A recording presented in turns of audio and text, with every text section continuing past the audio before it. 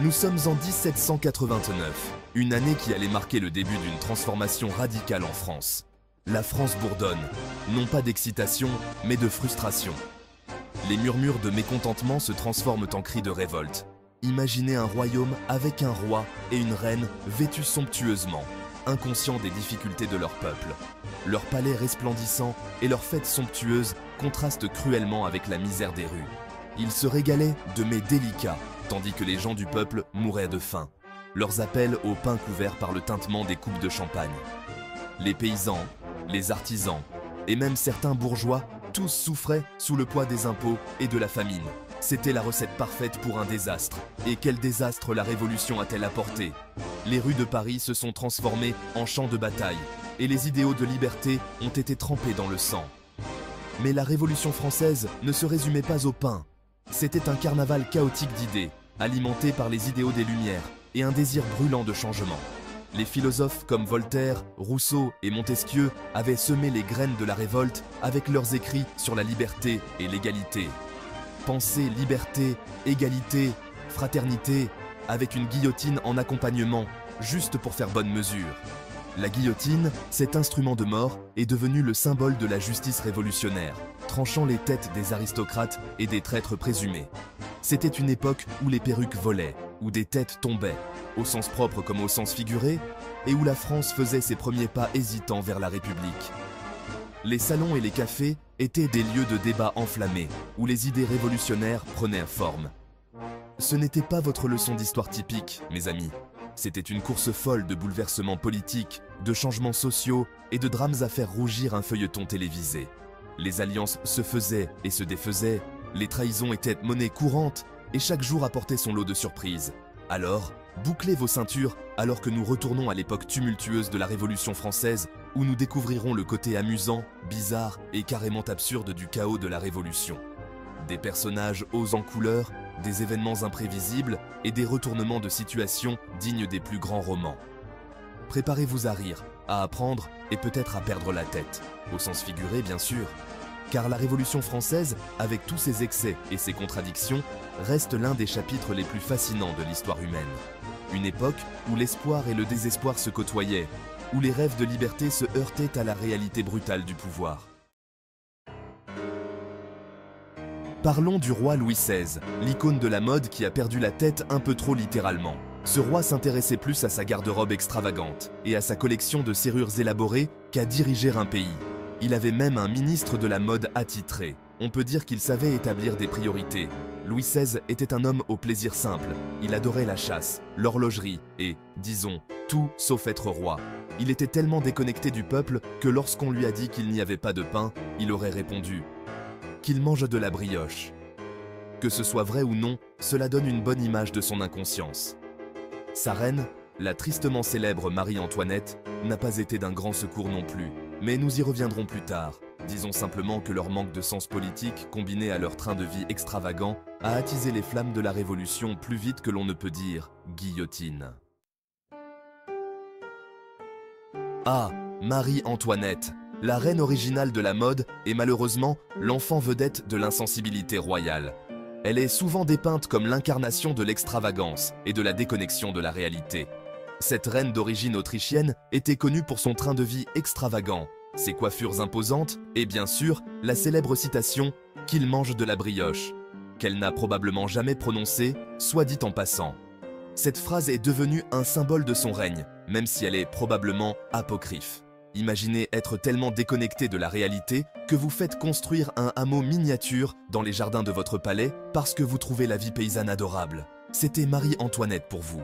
Elle voulait échapper à la rigidité de la cour et se créer un monde idyllique, loin des soucis du peuple.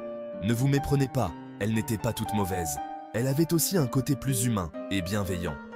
Elle était une mécène des arts, une mère aimante et une pionnière de la mode qui savait porter une perruque poudrée comme personne. Elle a soutenu de nombreux artistes et musiciens et a essayé d'apporter un peu de culture et de beauté à la cour. Mais ses dépenses extravagantes et son indifférence supposée à l'égard du sort du peuple ont fait d'elle une cible de choix pour la propagande révolutionnaire.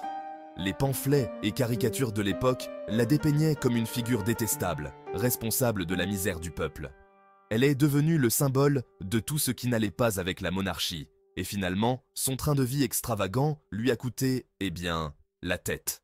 Son exécution par guillotine est devenue l'un des moments les plus emblématiques de la Révolution française, marquant la fin d'une ère et le début d'une nouvelle ère de changement radical.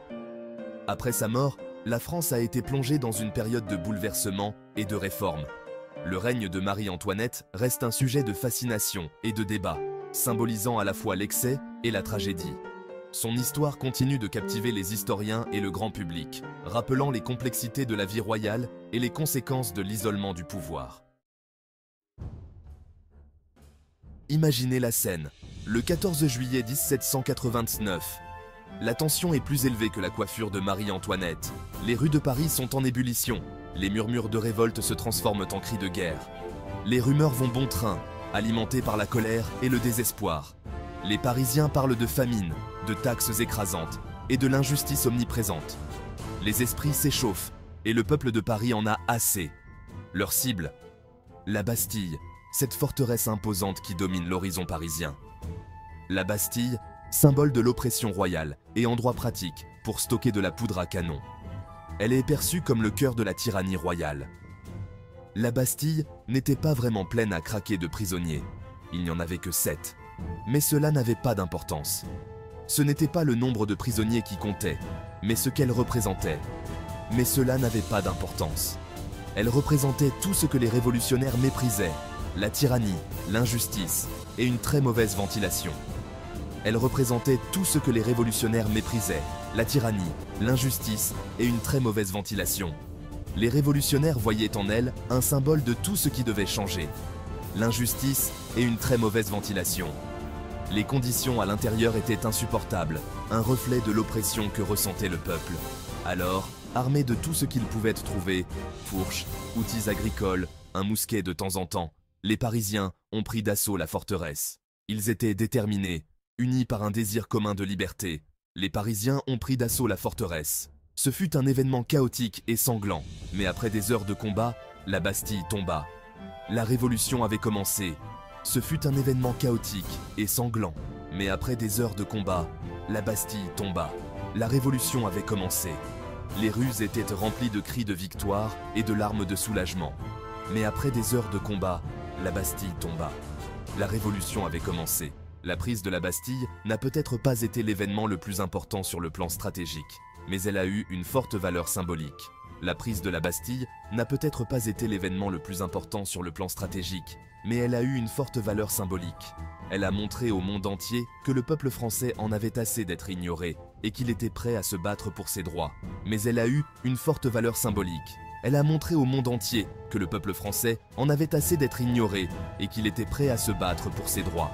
Ce fut un tournant, un moment où l'impossible semblait soudainement possible.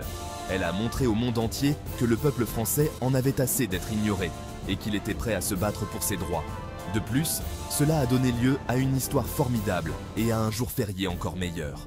De plus, cela a donné lieu à une histoire formidable et à un jour férié encore meilleur.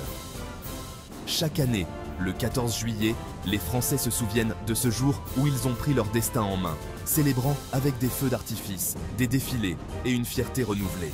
La prise de la Bastille est devenue un symbole de la lutte pour la liberté et l'égalité, un rappel que même les plus grandes forteresses peuvent tomber face à la détermination du peuple.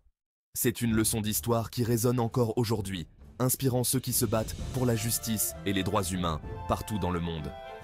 Et ainsi, la Bastille, autrefois symbole d'oppression, est devenue un symbole de liberté et de résistance. Parce que, vraiment, qui a besoin d'une prison quand on a l'esprit de la Révolution ?